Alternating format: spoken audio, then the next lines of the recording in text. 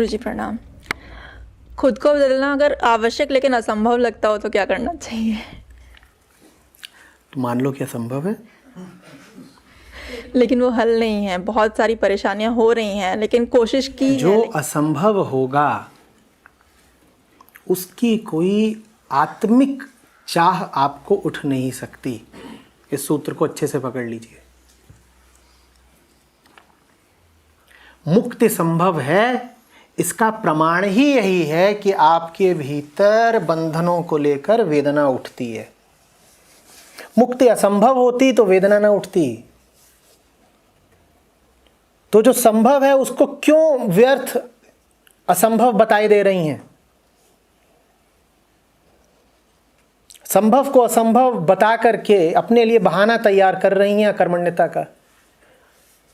अपने आप को बहलाना उलझाना चाहती हैं कि सत्य और मुक्ति और आनंद ये तो असंभव है, तो अब कोशिश करने से भी क्या होगा, साहस दिखा के भी क्या होगा। देख नहीं रही हैं ये सब भय के लक्षण हैं। किसी को डराना हो तो यही तो कहा जाता है कि जो तुम चाह रहे हो वो मिलना असंभव है। अब वो डर भी जाएगा, हतोत्साहित भी हो जाएगा, उसकी सारी प्रेरणा सूख जाएगी। क्यों अपनी प्रेरणा को सुखा देना चाहती है? असल में कुछ अतीत के अनुभवों की वजह से कुछ ये फीलिंग अगर आ रही है, बहुत फेलियर। अतीत में आपने मुझसे ये सवाल पूछा था क्या? तब तक जानती ना। तो जब आज ये सवाल आप पहली बार पूछ सकती हैं तो जिंदगी में और भी कुछ है ना जो पहली बार घटित हो सकता है। ये जो बात अभी समझ में आ रही है पहले आई थी? नहीं आई थी ना। तो अब जो होगा वो भी पहले नहीं हुआ था। हो सकता है ना, असंभव तो नहीं है ना।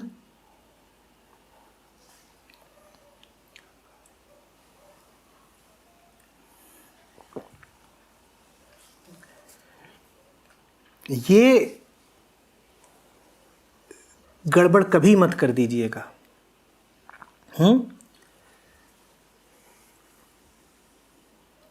बंधन कितने भी आवश्यक लगें, श्रद्धा रखिएगा कि अनावश्यक है। बंधन कितने भी आवश्यक लगें, उनके पक्ष में कितने भी बौद्धिक तर्क उठें या भावनाएं उठें, सदा याद रखिएगा कि वो आवश्यक लगते हैं अनावश्यक, और जो अनावश्यक है उसे मिटना होगा। और मुक्ति और सत्य कितने भी असंभव लगें या जीवन के किसी रूमानी पड़ाव पर अनावश्यक लगें, तो भी याद रखिएगा कि वो संभव ही नहीं है, वो नितांत आवश्यक है। वो संभव ही नहीं है, वो आपको जीने नहीं देंगे अगर आपने उन्हें पाया नहीं। सत्य को पाना कोई वैभव, विलासिता, अयासी, लग्जरी की बात नहीं है कि एक तो सामान्य जीवन होता है सामान्य लोगों का, और कुछ लोग थोड़ी हाई एंड मांग भी रखते हैं। वो कहते हैं कि हमें तो परम सत्ता चाहिए, परम वैभव चाहिए, सत्य इत्यादि चाहिए, मुक्ति चाहिए।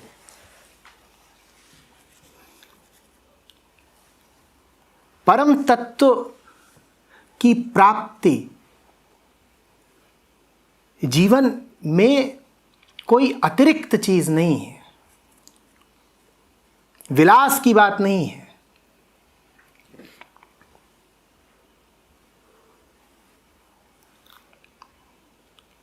आइसिंग ऑन द केक नहीं है, सोने पर सुहागा नहीं है।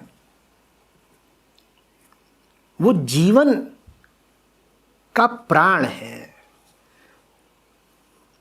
वो सांस है। वो ऐसा नहीं है कि जेब में 1000 रुपया पड़ा है कि हो तो भी ठीक और नहीं है तो भी ठीक। सत्य में जीना, मुक्ति को पाना जेब में पड़े नोट जैसा नहीं है कि है तो भी ठीक, नहीं है तो भी काम तो चल ही रहा है। वो है सांस जैसा कि नहीं है तो जी नहीं पाओगे। वो है हृदय की धड़कन जैसा कि नहीं है तो जी नहीं पाओगे, और जियोगे भी तो मृत प्राय जियोगे।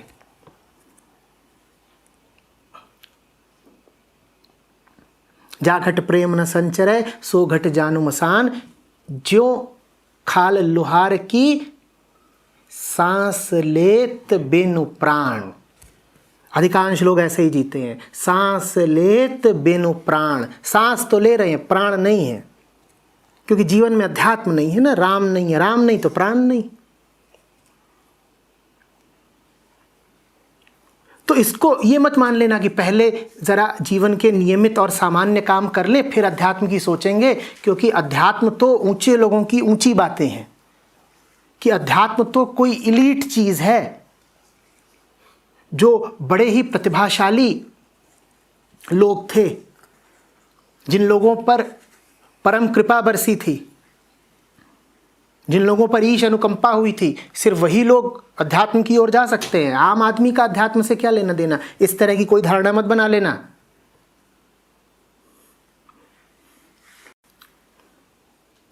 जिंदा हो तो तुम्हें अध्यात्म चाहिए, और अध्यात्म के बिना अगर जिंदा हो तो वैसे ही जिंदा हो कि सांस लेत बिनु प्राण।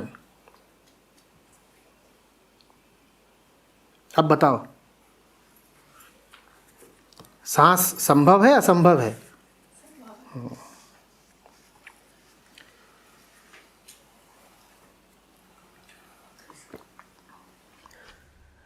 आचार्य जी प्रणाम। मुझे निडरता, अकर्मण्यता और निर्णय लेने की क्षमता, ये ऐसे कुछ विषय हैं जिनके बारे में आगे बढ़ना है, थोड़ा इन पर काम करना है। या फिर अकर्मण्यता के कारण तकलीफ़ होती है, निडरता नहीं आती है, और निर्णय लेने की क्षमता जो है वो कमज़ोर है। नहीं, निर्णय तो तुम्हें पता ही है कि क्या सही है, बस सही निर्णय की दिशा में आगे नहीं बढ़ते हो। निर्णय लेने की क्षमता नहीं कमज़ोर है। जो निर्णय ले ही ना पा रहा उसे कोई दुख नहीं होगा, वो तो धैर्य से प्रतीक्षा करेगा। वो कहेगा अभी निर्णय स्पष्ट नहीं हो रहा है।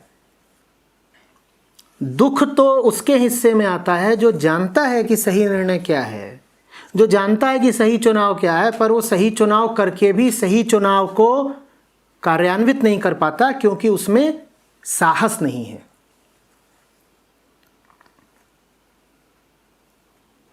सही निर्णय क्या है तो तुम्हें पता ही है, हाँ, उसकी दिशा में चल नहीं रहे हो। चलो ना, क्यों नहीं चल रहे?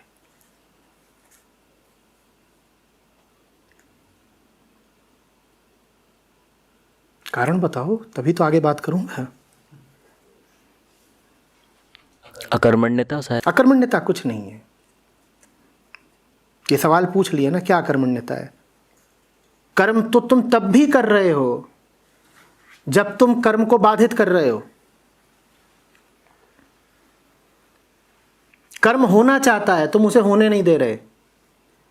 कर्म होना, सही कर्म का होना तो बड़ी सहज बात होती है, और सहज कर्म को बाधित करना बड़ी मेहनत का काम होता है। तुम तो मेहनती आदमी हो, अपने आप को अकर्मण्य क्यों बोल रहे हो? सांस लेना आसान है या सांस रोकना आसान है?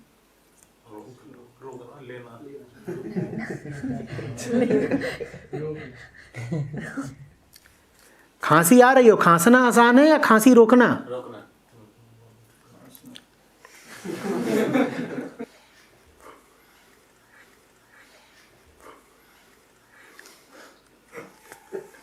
जो सहज है वो होने के लिए तत्पर है, आतुर है।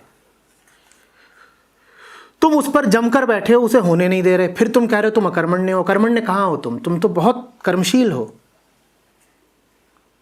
तुम तो उसको रोके बैठे हो जो आवश्यक है, जो अटल है, उसको तुमने टाल रखा है। बड़ी मेहनत कर रहे होगे।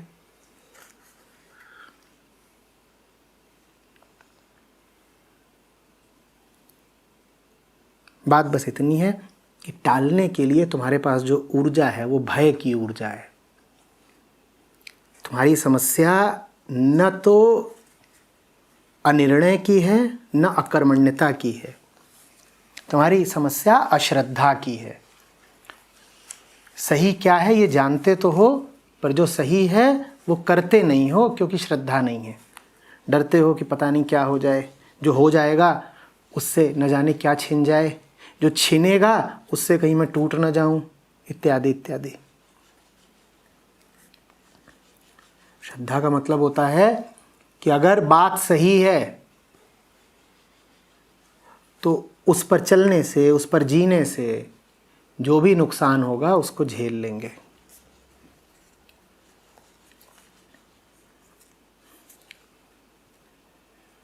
सही काम का गलत अंजाम हो ही नहीं सकता। सच्चाई पर चल करके किसी का अशुभ हो ही नहीं सकता, भले ही ऐसा लगता हो, भले खूब डर उठता हो। श्रद्धा का मतलब होता है डर उठ भी रहा है तो भी काम तो सही ही करेंगे। तुम्हें अपने हिसाबी किताबी मन पर ज़्यादा भरोसा है, वो हिसाब किताब लगा के तुमको बताता है कि बेटा सच की राह चलोगे तो बड़ा नुकसान हो जाएगा,